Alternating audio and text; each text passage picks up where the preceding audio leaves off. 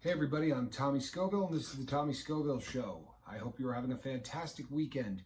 People, I'm happy. May sound silly, but I am happy. I'm at a place in my life right now where I am happy, and I have spent so much time of my life trying to achieve happiness, one fix at a time, or one shot, or one smoke, or one snort, or one pill. I'm just so happy that I can achieve this without any of that. I'm going to do a little bit of general housekeeping, and then I wanted to talk about some stuff that I think is important for us as a sort of as a family here at the show. In terms of general housekeeping, I am continuing to get emails and some comments that say, don't worry about running a longer video. I'm sorry about the longer videos, regardless of what you say. I've done the research on this, and even those of you who say, boy, let's go with a longer one, statistically speaking, that is not going to work, so I'm going to try to keep them smaller. Here's the thing. The next time you watch a television show, or worse, a movie, watch how many times they cut the scene, right? So I'm talking, and then they show the next person talking, and then they show me talking, and they show the next person talking, or in a car chase scene or whatever. It's astounding if they film for more than 7 seconds before they cut. And unfortunately, we grow up this way. That's how we watch things for any kind of entertainment. Now, obviously, with education, it's different because in school you stare at the teacher. But you put on a Fast and Furious movie, and you're looking at thousands of different camera angles and cuts and edits before that film is over. And we tend to get so accustomed to that staring at me for 15 minutes and listening to me talk nonstop starts to make people uncomfortable, and they shut down, or they just turn it off. And I want the information to get out to people. That's why I'm doing what I'm doing here. This may come as a shock to you, but I'm not doing this to get rich. This is, to do a little research. YouTube, if YouTube is the vehicle that you're going to use to get rich in life, may I suggest taking up gambling, because it's probably a safer bet.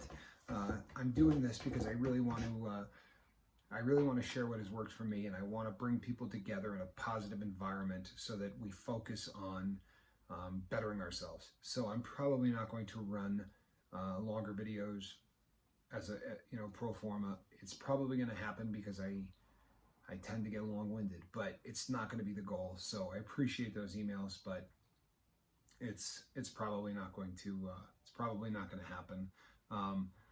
One of the things I wanted to talk about today was the video that I did yesterday, where I talked about a very traumatic experience from my lifetime. The number of people that stepped up to the plate, I touched on this in my last video. The number of people who stepped up and said just some really insightful things. Have you ever seen birds fly south for the winter? Right? You see that big, like V-shaped pattern in the sky? Well, there's a reason that that's in a V-shaped pattern, and you may have heard this before, but that first bird, the one that has the best view, that bird is creating a updraft by the effort that it puts in. And that updraft creates a draft for the two birds behind it in the V, right? They're having a slightly easier job than the bird in front. And this continues all the way down the line, so that the birds in the very back, for all intents and purposes, put very little effort in. They can almost just take all of that current that's floating and just float on it. So what happens, the reason that they fly in this V going south, is because they can rotate through. So that bird in the front that's beating its wings nonstop can't do that for a long period of time.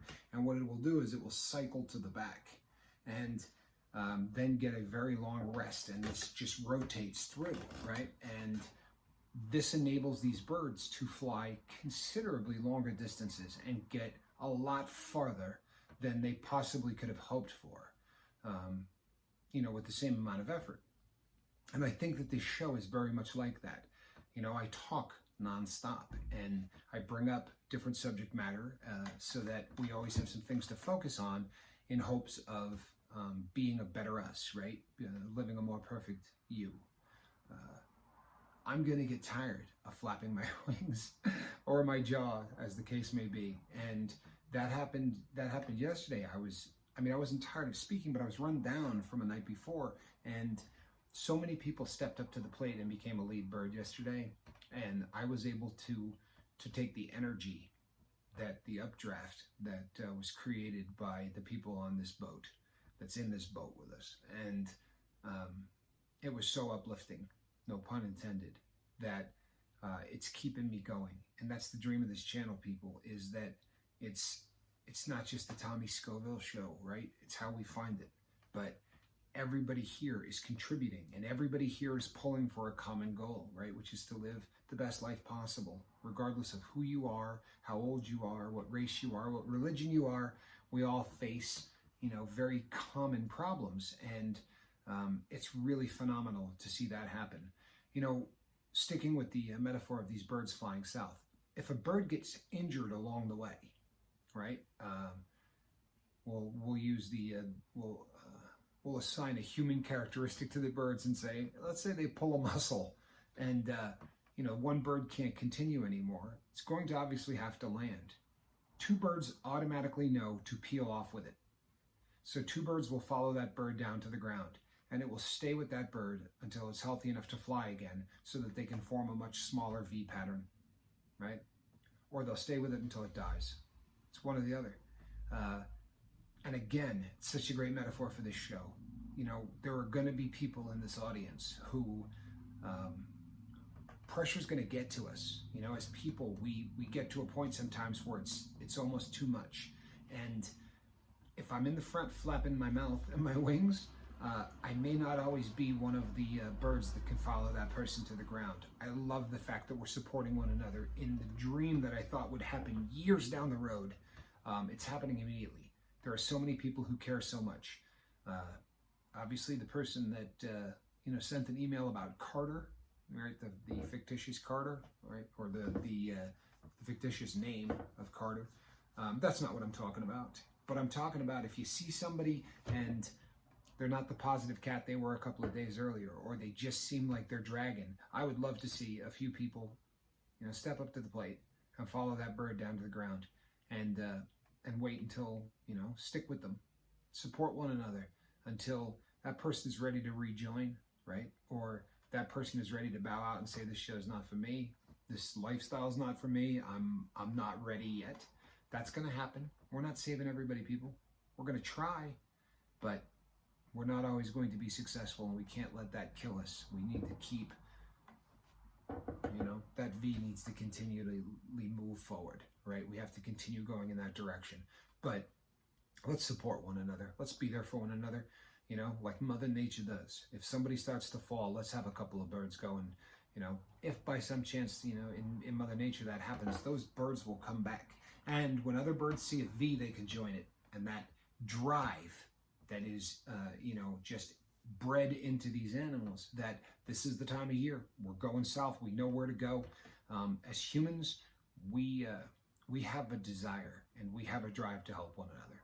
It's been beat out of us by a society that tells you that you don't need anybody, and that this will take care of every woe you ever had, right? If you have enough money, you'll be happy.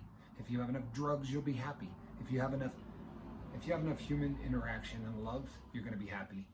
And that's the message here, is that love trumps all. So I love the metaphor of these birds flying south. I really do. I think it's such a great illustration of what I hope and I believe that this channel can be. Yesterday when I said we're all in the same boat, and Johnny said, maybe I got a bus, but you guys got a boat. I think that's really, that I love that. We are all in the same boat, people. I know it's mixed metaphors, right? Birds and boats, but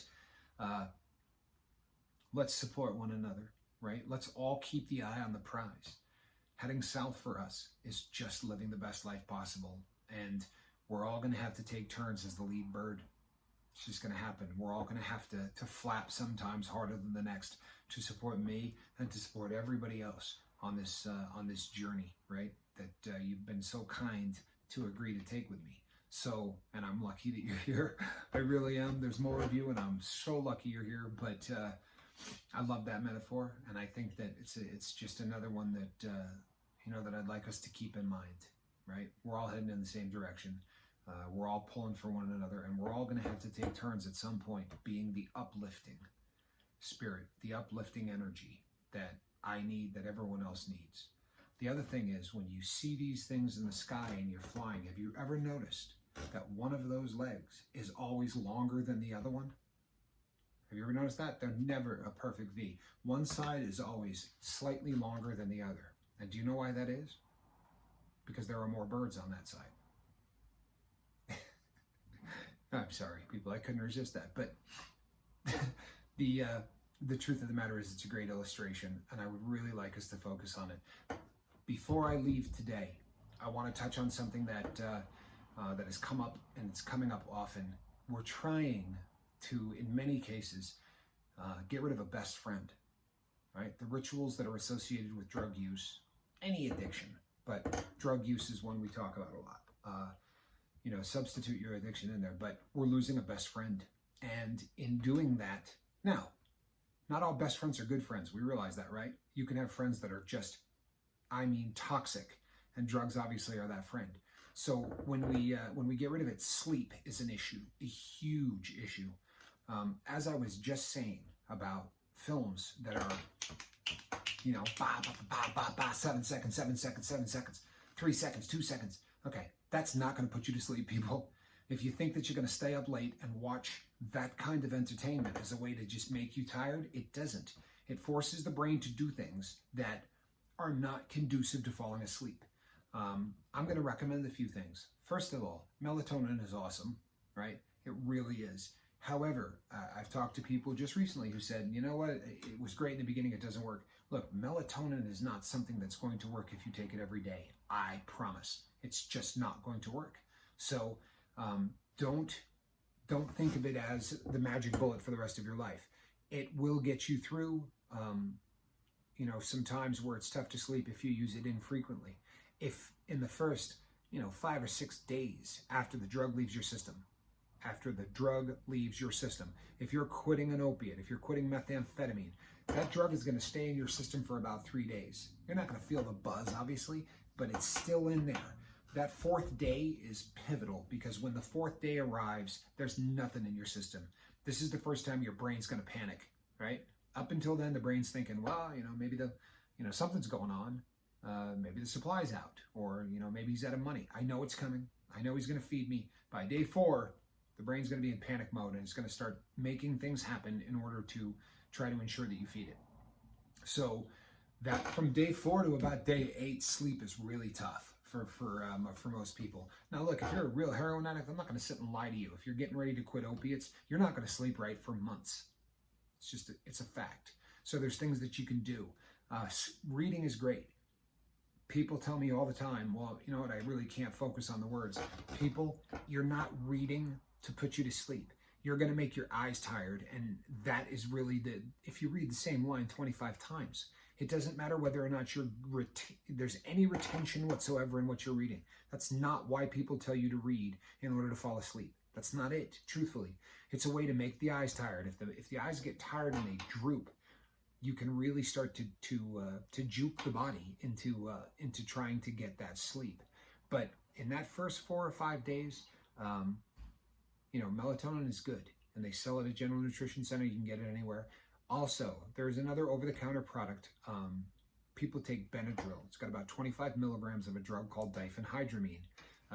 If you buy a sleep pill, you're just going to get diphenhydramine. You're not going to get the other stuff that's in, some of